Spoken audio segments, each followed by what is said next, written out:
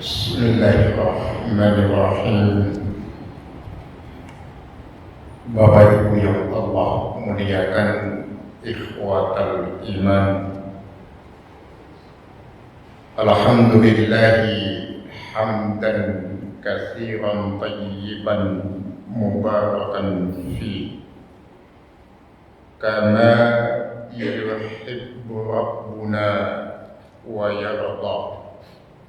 Asyhadu an la ilaha illallah wahdahu la syarika lah wa asyhadu anna Muhammadan abduhu wa rasuluhu la nabiyya ba'da.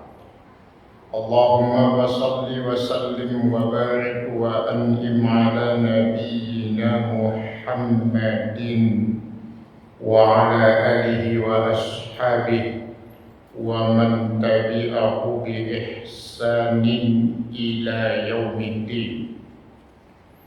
Usi nafsi wa iyyakum bi taqwallah. Wa qala ta'ala fi muhkami tanzilih, a'udzu billahi minasy syaithanir rajim. Ya ayyuhalladzina amanu taqullaha haqqa tuqatih wa la tamutunna illa wa antum muslimun. Uhayyikum tahiyatan islamiyah.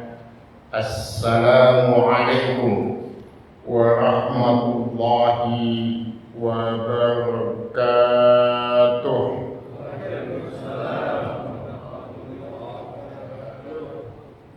Segala puji dan syukur kita hanya kepada Allah.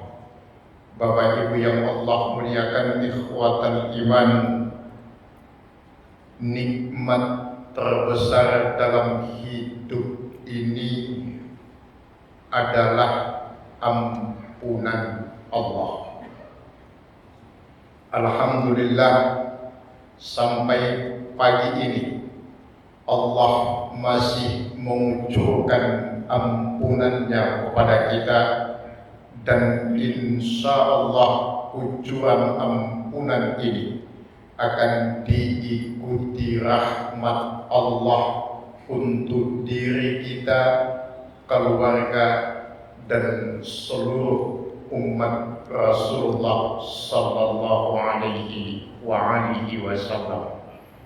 Salawat dan salam semoga senantiasa tercurah limpah kepada suri tauladan kita, Nabiyuna Rasulullah Muhammad ibni Abdillah sallallahu alaihi wasallam.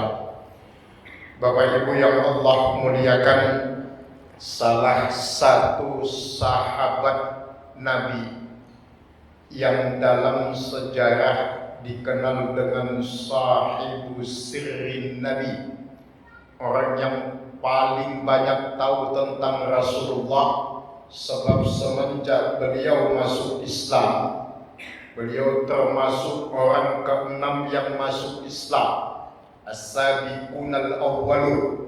Semenjak beliau memutuskan masuk Islam sampai Rasulullah wafat, dan sampai beliau wafat senantiasa membersamai Rasulullah. Bahkan dalam sejarah ada julukan sahibu na'lin Nabi. Beliau itu sangat akrab dengan sendalnya Nabi, karena memang tugasnya salah satu, kemanapun Rasulullah pergi selalu mengamankan sendal Rasulullah. Beliaulah yang dikenal dengan nama Abdullah bin Mas'ud, atau juga dikenal dengan nama Ibnu Mas'ud, orang ke-6 yang masuk Islam, as-sabiqunal awwalun, dan Rasulullah sudah garansikan surga untuk beliau. Beliau ini termasuk sahabat Nabi yang posturnya secara fisik itu kecil. Abdullah bin Mas'ud ini Tetapi subhanallah, beberapa keistimewaan beliau, salah satunya orang yang pertama yang berani membacakan Al-Quran secara terang-terangan di hadapan kafir Quraisy itu Abdullah bin Mas'ud, membaca surat Ar-Rahman ayat 1 sampai 4. Abdullah bin Mas'ud juga salah satu sahabat Rasulullah sallallahu alaihi wasallam yang mendampingi dan selalu dekat dengan Rasulullah sampai Rasulullah wafat. Ada dua pembantu Rasulullah itu, yang pertama Anas bin Malik, semenjak masih kecil sudah ikut dengan Rasulullah. Kemudian yang kedua Abdullah bin Mas'ud. Kalau Abdullah bin Mas'ud itu sudah dewasa baru ikut dengan Rasulullah. Satu hal menarik yang ditulis oleh Ibnu Az-Zawzi di dalam kitab beliau yang berjudul Qisasus Shalihin wa Hikam Al-Jahilin. Abdullah bin Mas'ud mengatakan hanya satu musibah dalam kehidupan orang beriman. Hanya satu dan satu-satunya. Yang lain enggak ada. Sebab yang lain itu disebut ujian.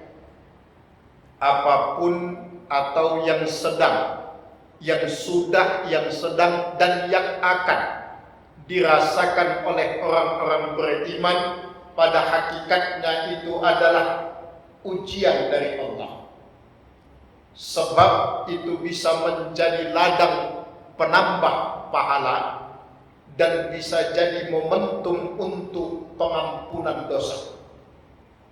Satu-satunya musibah itu, kata beliau, adalah di saat rasa takutnya kepada Allah telah mati sementara dia masih hidup. Itu musibah. Rasa takutnya kepada Allah sudah mati, tapi orangnya masih hidup. Itu musibah yang sebenarnya dalam kehidupan orang beriman. Karena kalau yang lain-lain itu dampaknya sifatnya hanya duniawi. Tapi kalau rasa takut, al-khawf billah, al-khasyah billah, itu sudah mati. Sudah tidak bisa diharapkan lagi kebaikan dari orang tersebut. Subhanallah, bersyukur kita kepada Allah sampai pagi ini rasa itu masih bersemayam di dalam diri kita semuanya. Al-khawfu billah, takut kepada Allah. Dan Bapak Ibu sekalian, Rasulullah menegaskan, man khafallah akhafallahu kulla syai'. Siapapun yang takutnya hanya kepada Allah, maka Allah membuat semua yang ada di dunia ini takut kepada dia. Mafhum mukhalafahnya, kebalikannya. Kalau ada orang takut kepada semua yang ada dalam hidup ini, berarti dia nggak punya takut kepada Allah. Titik, nggak pakai koma. Tidak usah didiskusikan. No discussion, no composition, very good, very fine. Gak mau ikut cari yang lain. Orang kalau memiliki rasa takut kepada selain Allah, itu berarti dia tidak memiliki rasa takut kepada Allah. Kalau orang memiliki rasa takut kepada Allah, maka dia tidak akan takut kepada apa dan siapapun dalam hidup ini. Kalau segan dalam bentuk ihtiram, hormat, ikram, memuliakan, itu lain soal. Itu bukan takut namanya. Baik, ikhwatal iman yang Allah muliakan, itu sebagai pengantar. Tema besar kita tetap tentang al-kabair, dosa-dosa yang membinasakan.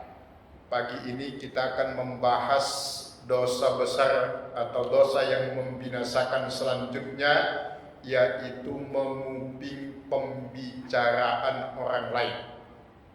dalam kurung kepo, bahasa kekiniannya, bukan bahasa Arab. Kepo. Bapak Ibu sekalian, sebagai pengantar, manusia di dalam pergaulan ini ada dua jenis, kata Imam Syafi'i. Yang pertama, yus'idun nasa aynama zahaba. Itu yang pertama. Yang kedua, yas'adun nasu idza zahaba. Jadi jenis manusia yang pertama selalu membahagiakan orang kemanapun dia pergi. Itu satu. Jenis yang kedua adalah orang yang akan bahagia jika dia pergi. Jadi ada orang yang membahagiakan orang lain kemanapun dia pergi. Orang selalu nyaman dengan dia. Ada lagi jenis yang kedua, orang lain bahagia kalau dia pergi. Wah, ini yang bahaya. Yang kedua. Jadi orang gak suka kalau dia ada. Orang gak merasa aman kalau dia ada. Padahal hakikat seorang muslim, kata Rasulullah dalam hadis, ya, al-muslimu, orang Islam itu man salimal muslimuna min lisanihi wa yadihi. Jadi esensi hakikat seorang muslim, kalau mengaku muslim maka dia harus bisa menggaransi muslim yang lain ataupun yang non titik-titik selamat dari lisan dan juga tangannya. Jadi ikhwatal iman yang Allah muliakan, jangan sampai kita masuk jenis manusia yang kedua ini, yang yas'adun nasu idza zahaba. Orang bahagia kalau dia pergi.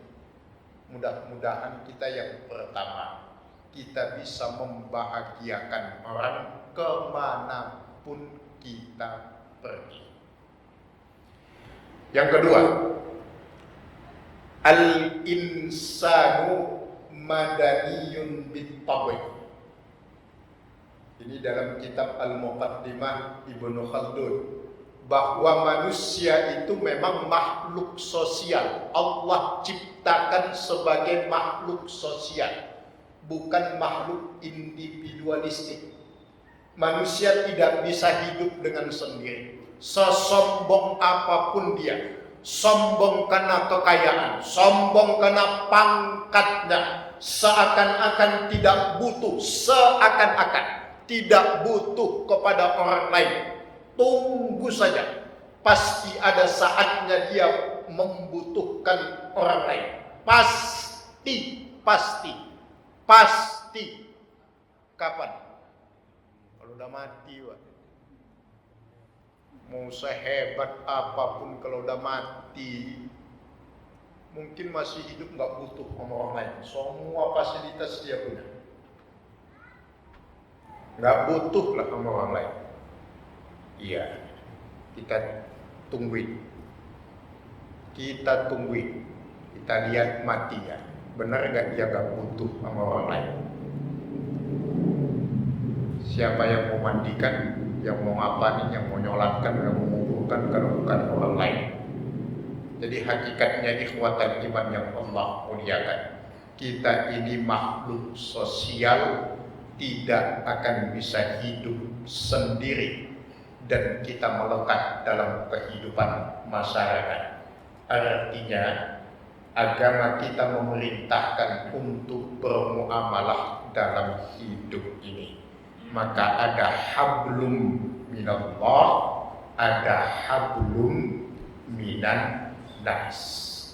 Hubungannya baik kepada Allah, tetapi tidak baik hubungannya terhadap sesama manusia, itu juga sia-sia. Sebaliknya juga demikian, hubungannya terhadap sesama manusia baik, terhadap Allah hubungannya tidak baik, itu juga sia-sia. Maka dulu ketika di bangku sekolah, kita ada mata pelajaran yang disebut dengan akidah akhlak. Jadi itu satu kesatuan. Buah dari akidah yang kuat adalah akhlak yang baik. Akhlak yang baik tidak akan terbentuk kalau akidahnya itu tidak benar. Loh kok bisa begitu, Ustaz? Nah, inilah iman Islam itu. Iman itu pengakuan, Islamnya itu pembuktiannya. Jadi enggak terpisahkan dua sisi pada sebuah mata uang. Beriman tapi tidak berislam, itu ngaku-ngaku namanya. Buktinya nggak ada. Siapa aja kalau ngaku bisa. Berislam, kelakuannya Islami, tapi tidak beriman, itu pembuktian yang tidak akan diakui. Maka sebesar dan sehebat apapun amal kebaikan yang dilakukan oleh orang-orang kafir, tegas Allah menegaskan dalam Al-Quran, amaluhum kasarab, fata morgana semua. Wah, itu radikal? Bukan, itu ajaran agama. Bukan radikal. Radikal udah gak laku. Ya kalau ajaran agama ya ajaran agama. Masa Al-Quran bilang kafir kemudian dibilang Al-Quran radikal? Udah, ala kulli hal ikhwatal iman, yang terpenting penekanannya adalah kita ini makhluk sosial, hidup bermasyarakat, maka jangan pernah memiliki sifat individualis, ya, ananiyut. Karena memang subhanallah, salah satu sifat iblis yang Allah abadikan dalam Al-Quran surat Al-A'raf itu, ketika iblis selalu merasa. Hati-hati dengan sifat ini, merasa kuat, merasa hebat, merasa yang baik. Itu bentuk kesombongan, angkuh, sombong.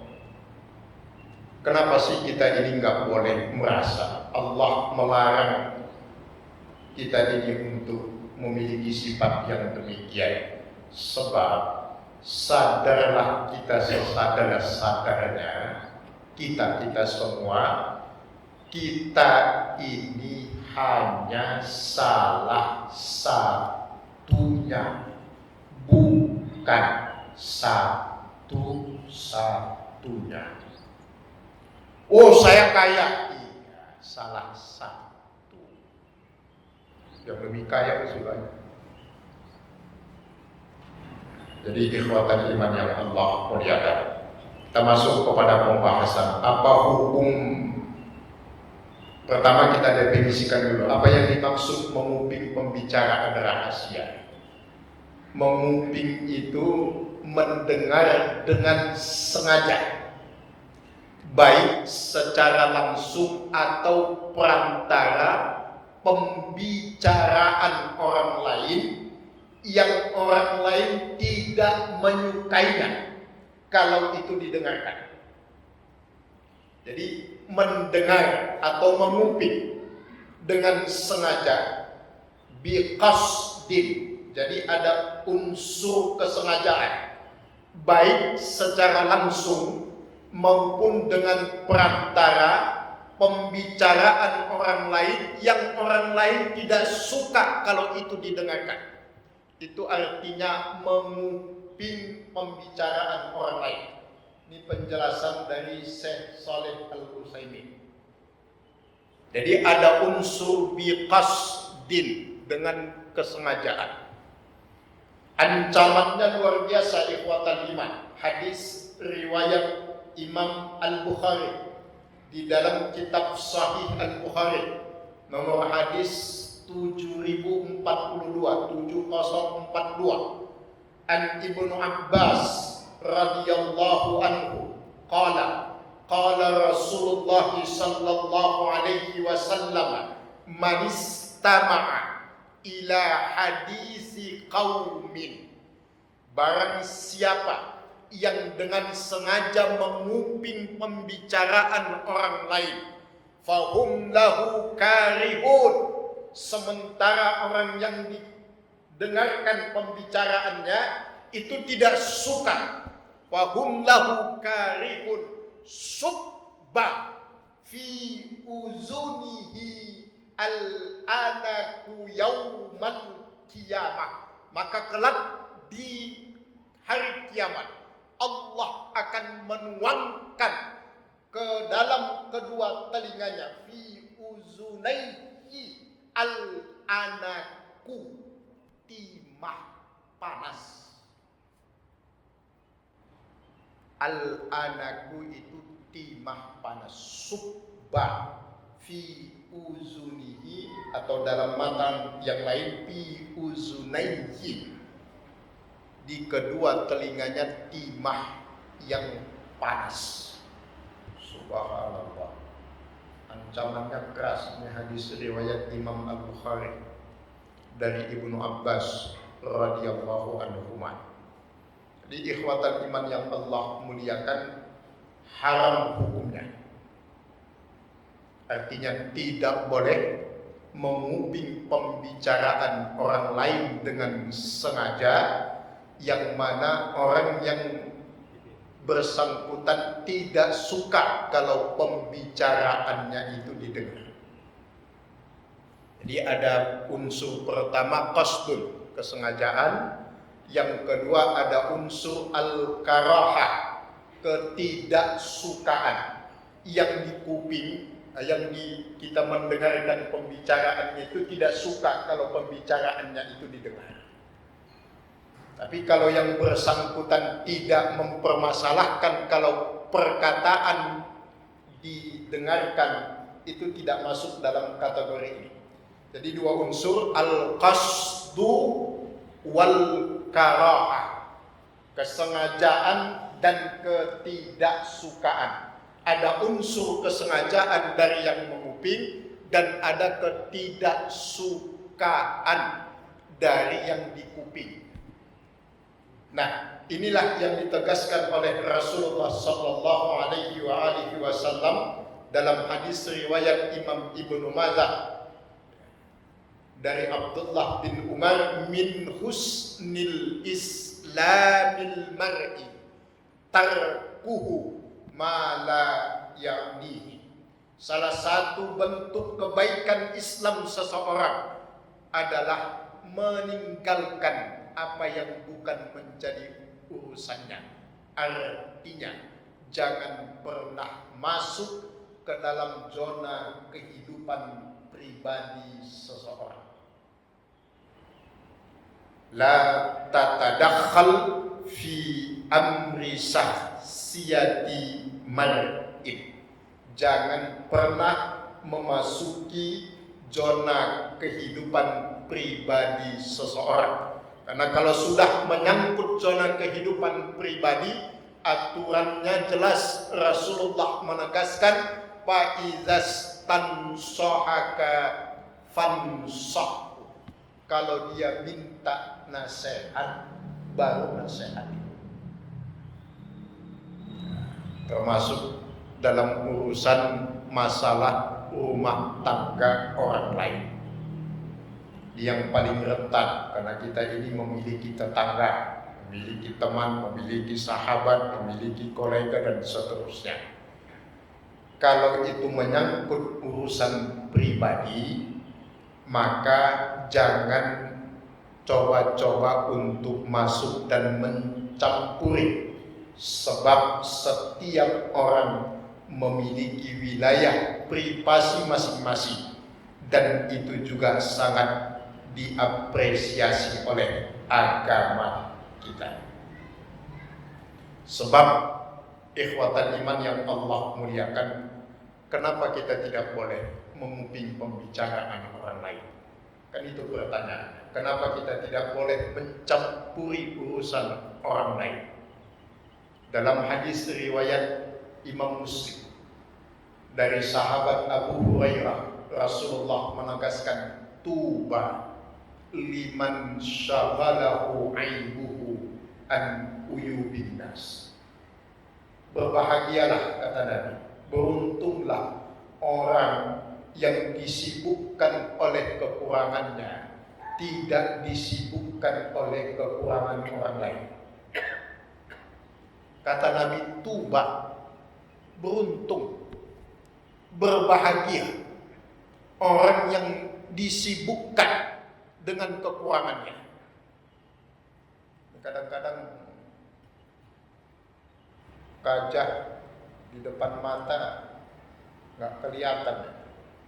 Itulah yang kalau antum baca dalam kitabnya Imam Al-Ghazali Al-Ihya itu ada istilah jujur yang membinasakan namanya.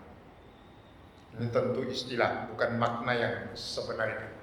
Jujur yang membinasakan itu begini. Ada orang, kalau untuk urusan kebaikannya, dia paling cepat mengakui. Tapi kalau mengakui kebaikan orang lain, lambat. Bahkan sulit mengakui kebaikan dan kelebihan orang lain, kalau itu kebaikan. Tapi kalau masalah kekurangan menyangkut dirinya, itu sulit mengakui. Tapi kalau itu kekurangan menyangkut orang lain, wah, cepat dia akui. Orang lain jelas-jelas berbuat baik, itu bagi dia belum tentu baik. Bisa saja dinyinyiri. Orang-orang nyinyiri yang begini itu disebut dengan jujur yang membinasakan. Jujur, tapi menghancurkan yang begitu. Menghancurkan. Kalau kekurangan orang lain cepat dia akui, kekurangannya dia pura-pura nggak tahu. Ya, pura-pura dalam perahu itu. Tapi kalau kelebihan orang lain, nah, dia sulit mengakui. Bahkan diingkari. Padahal jelas-jelas itu satu kebaikan. Nah, kalau kebaikannya, ya, padahal belum tentu itu kebaikan, wah, cepat diakui.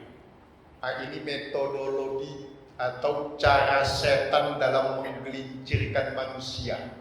Jadi dalam Al-Quran itu kan ada beberapa metodologi setan dalam menggoda. Ya, metodologi iblis dalam menggelincirkan manusia, salah satu bentuknya itu adalah tajzin namanya. Tajzin, ta, zai, ya, nun. Tajzin dari kalimat zinah. Zinah itu perhiasan. Tajzin itu bahasa mudahnya itu adalah kamuflase. Bahasa kekiniannya pencitraan. Jadi yang hak itu dipoles kelihatan jadi batil, yang batil direkayasa sedemikian rupa sehingga kelihatan seperti hak. Kira-kira itu saya bukan mau nyinggung siapapun ya. Diklarifikasi ini kadang-kadang susah sekarang. Kenapa dikit-dikit spiral gitu ya. Kira-kira kalau tajzin itu minyak onta cap babi atau minyak babi cap onta, kira-kira betul nggak jelas capnya itu kan. Jadi pencitraan itu kalau di bahasa Inggriskan itu sepatu biru nggak bisa apa-apa, itu pencitraan. Sepatu biru nggak bisa apa-apa. Coba untuk bahasa Inggris kan. Sepatu biru nggak bisa apa-apa. Sepatu itu sus, biru itu blue. Tidak bisa itu cannot. Jadi tuh belusukan. Tajzin namanya, pencitraan. Bukan nyinggung siapapun ya. Cuma istilahnya dipermudah biar memahaminya nggak salah. Baik, jadi ikhwatal iman yang Allah muliakan, ancamannya tegas bahwa menguping pembicaraan orang lain itu hukumnya haram dalam agama kita. Bahkan Allah tegas mengatakan dalam Quran surat Al-Hujurat ayat yang ke-16, wala tajassasu, jangan pernah menjadi jasus. Jasus itu adalah orang yang suka mencari-cari kesalahan saudaranya. Kita ini sudah banyak kesalahan, nggak usah dicari-cari pun sudah banyak, apalagi disengaja untuk cari-cari kesalahan. Orang yang suka mencari kesalahan saudaranya, at-tajassus, orangnya disebut jasus. Yang suka mencari-cari kesalahan pasti memiliki niat yang tidak baik. Itu bisa dipastikan. Karena ikhwatal iman yang Allah muliakan, Allah juga menegaskan dalam ayat sebelumnya, ijtanibu katsiran minadh-dhann. Jangan banyak berprasangka. Karena semua didahului dari prasangka. Maka subhanallah, dalam hadis Rasulullah sallallahu alaihi wasallam, hadis riwayat At-Tirmizi, Nabi mengajarkan kepada kita umatnya, ingatlah hal-hal yang baik tentang seseorang itu. Ingat hal-hal yang baik saja. Sebab hal yang baik itu pasti akan mendatangkan kebaikan. Kalau kita mengisi kebaikan, hidup ini kita isi dengan kebaikan-kebaikan, maka kelak hidup kita akan berakhir dengan baik atau husnul khatimah. Karena konsekuensinya al-a'mal bi khawatimiha. Bagaimana sesuatu itu dimulai dan dijalani, maka demikianlah kelak sesuatu itu akan berakhir. Dalam hadis riwayat Abu Dawud, Rasulullah menegaskan, man kana yuhibbu an ya'lama manzilatahu 'indallah falyanzur manzilatallahi indahu. Siapapun yang ingin tahu bagaimana kelak posisinya di akhirat di sisi Allah, maka lihatlah hari ini bagaimana dia memposisikan Allah dalam kehidupannya. Jadi bagaimana posisi kita nanti di akhirat itu hasil dari bagaimana kita memposisikan Allah hari ini dalam hidup kita. Kalau Allah sekedarnya dan seperlunya, maka kelak di akhirat pun posisi kita dan status kita sama, sekedarnya dan seperlunya Allah saja kepada kita. Maka ikhwatal iman yang Allah muliakan, bagaimana seharusnya kita bersikap? Dalam hadis Rasulullah tegas mengatakan, dalam hadis riwayat Imam Muslim, dalam kitab Sahih Muslim nomor hadis 4692, dalam kitab Sahih Muslim, an Abi Hurairah radhiyallahu anhu qala Rasulullah sallallahu alaihi wasallam, la yasturu abdun abdan fid dunya illa satarahullah yaumal qiyamah. La yasturu abdun abdan, seorang hamba yang menutup aib saudaranya di dunia, fit dunya, satarahullahu yaumal qiyamah, maka Allah akan tutup aibnya kelak di hari kiamat. Man satar, siapapun yang menutup aib saudaranya. Tentu di sini ada penegasan, aib yang dimaksud bukan aib yang sifatnya kemungkaran. Kalau kemungkaran kemungkaran itu tidak hanya menyangkut pelakunya, tetapi juga menyangkut orang lain. Contoh, biar lebih mudah. Kalau ada orang tidak mau sholat karena dia malas, itu maksiat namanya. Urusannya dia dengan Allah. Tapi kalau sampai dia berani mengatakan karena dia nggak sholat dengan alasan bahwa sholat itu tidak wajib, ini mungkar, ini murtad orang yang begini. Dia nggak sholat, kita nasihati, kita ingatkan. Tetapi pada hakikatnya itu urusan dia dengan Allah. Sebagai muslim kita tawasau bil haq wa tawasau bis sabr. Tapi kalau dia sudah berani mengatakan sholat itu tidak wajib, murtad. Zina, berzina itu dosa besar. Fawahish, fahisha, sa'asabila, jalan yang paling buruk. Tetapi lebih buruk lagi orang yang tidak melakukan zina tapi menghalalkan zina. Itu kemungkaran.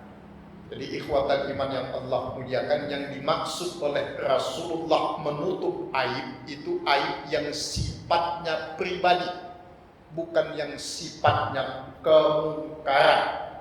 Apalagi kemungkaran itu bisa berdampak negatif secara luas kepada yang lain.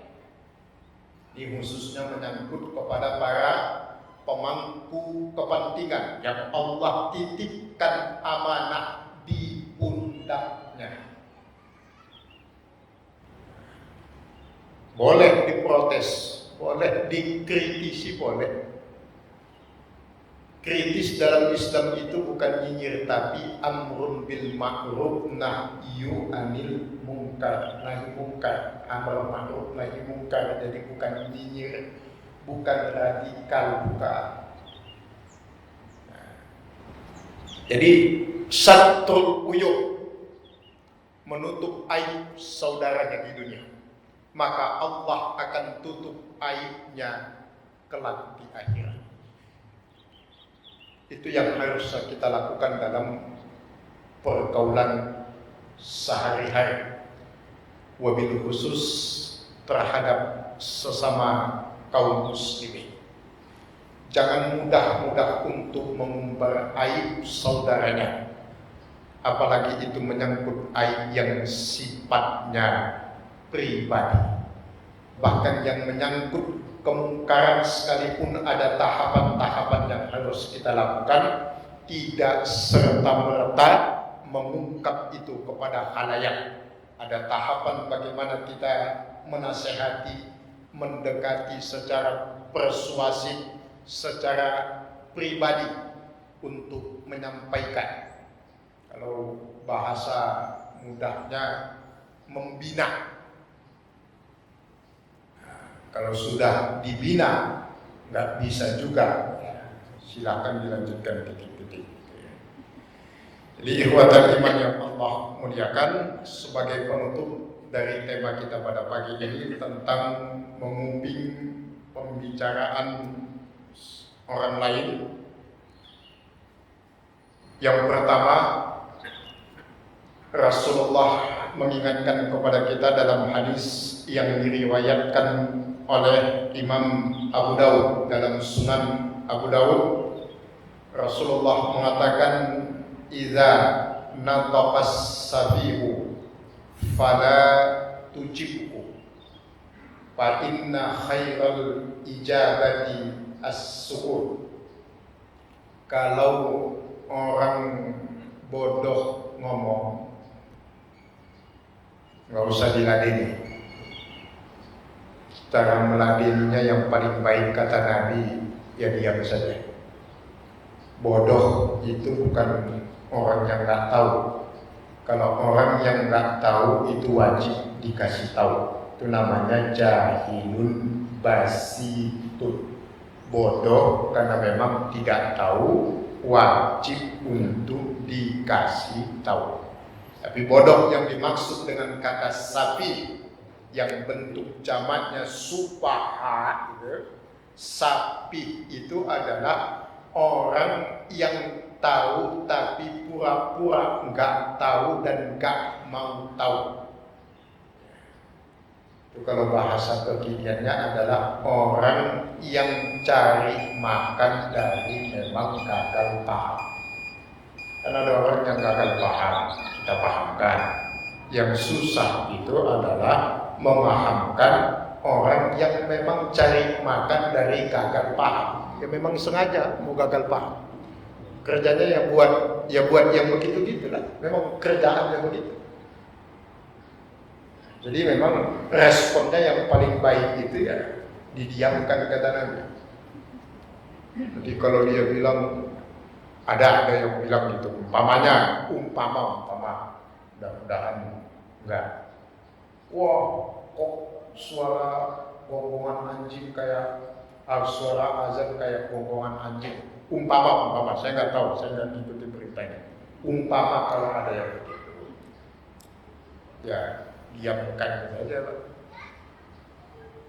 Orang yang nggak usah canggih lah pikirannya tahu kalau itu salah pernyataannya.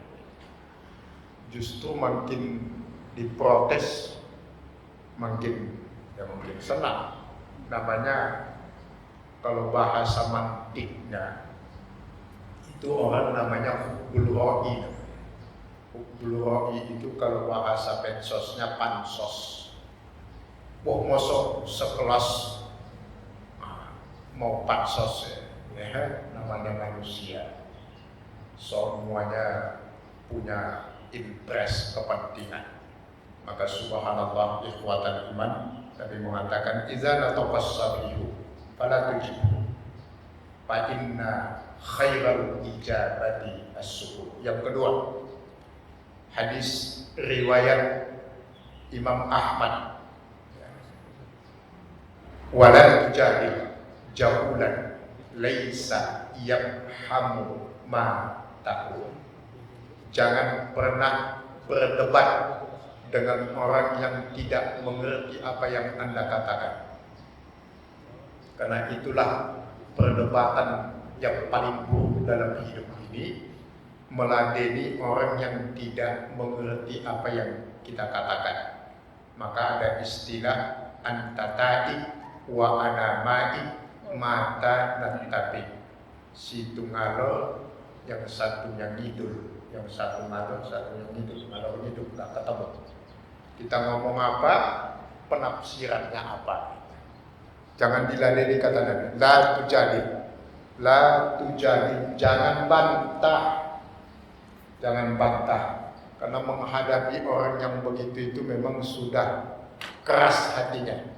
Yang bisa merubahnya itu nanti hanya hidayah dari Allah. Maka dulu dalam kearifan orang-orang Arab itu ada istilah anzun walau torok. Anzun itu kambing, torok itu terbang.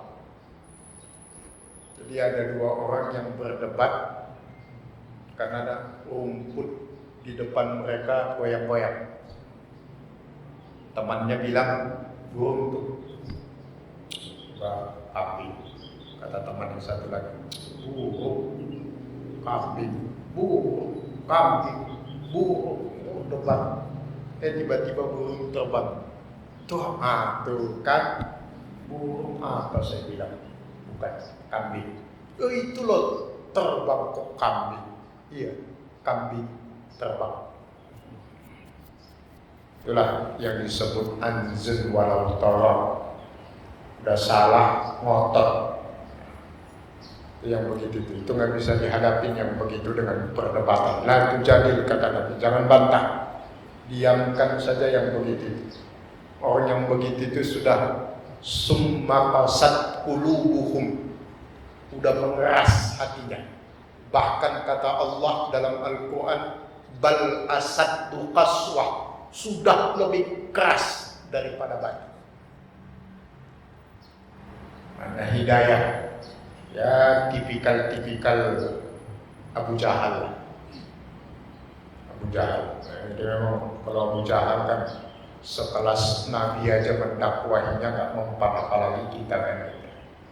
Memang udah dicap, udah distempel. Ini saja Bapak Ibu sekalian yang Allah muliakan. Sebelum kita tutup ada pertanyaan. Alhamdulillah tidak ada karena waktunya sudah habis. Ada yang mau tanya? Oh, silakan Pak. Satu perwakilan. Kalau kita diam-diam baca WhatsApp anak istri atau saudara lain, itu apakah konteksnya sama dengan menguping itu? Betul. Jadi ikhwatan iman yang Allah muliakan, yang beliau tanyakan gimana kalau itu beredar di dalam grup WhatsApp, kemudian kita curi-curi tahu, curi-curi dengar dan seterusnya. Itu termasuk dalam kategori tadi karena ada unsur kesengajaan, ada qasdun, dan kita tidak bisa memastikan yang punya WhatsApp tersebut atau mereka yang ada di dalam grup itu apakah suka kalau kita tahu urusan mereka. Dan kita nggak bisa pastikan, kita nggak bisa mengklarifikasi. Maka ikhwatan iman yang paling terpenting adalah menjauhi. Inilah yang disebut dengan wilayah subhat. Subhat itu tidak hanya ada di dalam masalah-masalah yang sifatnya makanan minuman, tetapi juga dalam masalah pikiran, dalam masalah pergaulan, dalam perkataan, dalam sikap. Ada hal-hal yang sifatnya subhat, dan sikap yang paling tepat kata Nabi, ittaqus subhat. Jauhi hal-hal yang begitu, karena rata-rata yang begitu itu jatuhnya kepada hal yang haram. Logikanya begitu. Ada ungkapan an-nasu fi khawfil khata'i bil khata'i. Orang itu kalau takut sesuatu, takut jatuh, pasti jatuh. Artinya jangan coba-coba kita mendekati hal-hal yang sifatnya ini masih subhat, masih remang, sebab itu nanti akan cenderung jatuh kepada kesalahan. Termasuk menguping dalam tanda kutip melalui fasilitas seperti teknologi yang ada sekarang. Maka apa yang sikap yang benar, Allah sudah tegas mengatakan dalam Al-Quran, tabayyun, klarifikasi. Ya, klarifikasi, bukan lagi marak selalu tabayyun. Kalau sesuatu yang masih subhat itu harus ditabayyuni. Tapi kalau sesuatu yang sudah jelas halal haramnya, hak batinnya, apanya yang mau ditabayyuni, nggak perlu. Sesuatu yang harus ditabayyun itu sesuatu yang masih subhat, masih samar, itu ditabayyun. Daging babi jelas haram. Wah, ini harus ditabayyun dulu, klarifikasi. Apanya yang mau diklarifikasi? Nggak ada. Kalau itu sudah haram, itu sudah batil, nggak perlu tabayyun. Inilah yang disebut oleh Syekh Muhammad Ibrahim At-Tuwaijiri dalam ungkapan beliau, hurriyatul mar'i tantahi haitsu tubda'u hududullah.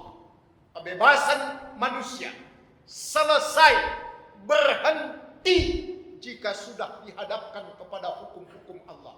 Kelar, selesai. Gak ada urusan. Wah, ini kan kebebasan berekspresi, nggak ada kalau kata Allah haram. Titik. Gak usah didiskusikan. Pantunnya cuma satu, very good, very fine. Gak mau ikut, cari yang lain. Indah agama saja, selesai. Ini kadang-kadang klarifikasi tabayyun ini disalah maknai. Selalu kalau buat kepentingan membela kelompok dan terus-terusan, kan harus tabayyun tak? Kalau udah jelas salah, apa pula yang ditabayyun? Kecuali itu sifatnya masih samar, kabarnya belum jelas, ya harus ditabayyun. Nah, ini saja ikhwatan iman yang Allah muliakan. Semoga semua kita yang berhadir dalam majelis di pagi yang penuh berkah ini senantiasa dalam lindungan dan penjagaan sempurna dari Allah Subhanahu wa taala. Allah karuniakan kita semua sehat walafiat, Allah panjangkan umur kita dalam taat ibadah. Allah mudahkan segala urusan kita, urusan dunia dan urusan akhirat kita, dan semoga Allah lapangkan rezekinya untuk kita dalam ibadah. Sehat, istiqomah, sabar, dan insya Allah mudah-mudahan kelak semuanya husnul khatimah. Allahumma amin ya rabbal alamin. Hadanallah wa iyyakum ajma'in. Kita tutup dengan kafaratul majlis. Subhanallahumma wa bihamdika asyhadu an la ilaha illa anta astaghfiruka wa atubu ilaik. Wal afu minkum. Summa assalamu alaikum warahmatullahi wabarakatuh.